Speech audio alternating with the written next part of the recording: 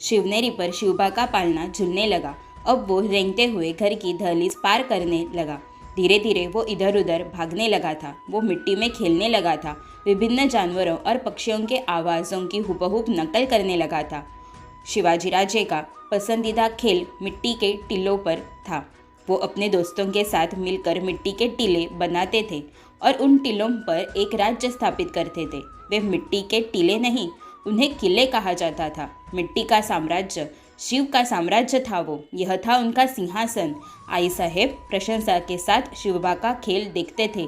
आज ये बच्चे मिट्टी के किले बनाकर जीत रहे हैं, कल ये असली किले जीतेंगे। आगे सुल्तानों की सवारी जारी रही।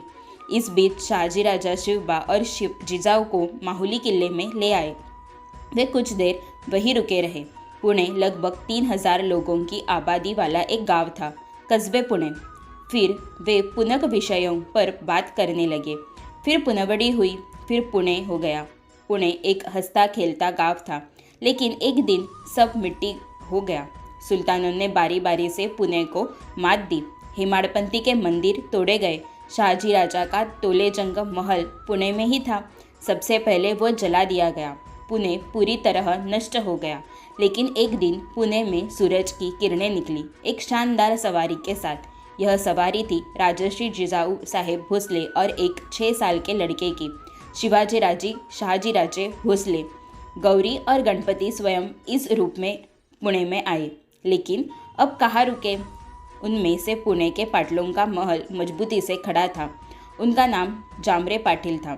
जिजाऊ और शिवाजी की सेवा में कई लोग थे। उनमें से एक थे दादोजी कोंडदेव मालथनकर। उनकी उम्र लगभग 70 के आसपास रही होगी। अब तक वे बीजापुर के आदिल शाह की सेवा में थे। इस बार वे पहली बार ही शाहजी राजा के सेवा में थे। धीरे धीरे शाहजी राजा को दादोजी के वफादार, ईमानदार, आज्ञाकारी, मेहनती, सख्त लेकिन प्रेमपूर्ण स्वभाव का पता चल रहा था। पुणे में जिजाऊ ने सभी मंदिरों की दोबारा मरम्मत करवाई, देवताओं की पूजा की व्यवस्था की।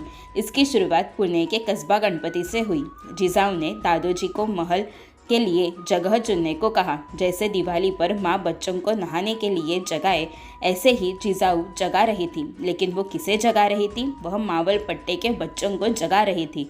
महल बनकर तैयार हो गया। महल बड़ा और भव्य था। इसमें कई कुंड और फवारे थे। 3 कुएं बनाए गए थे।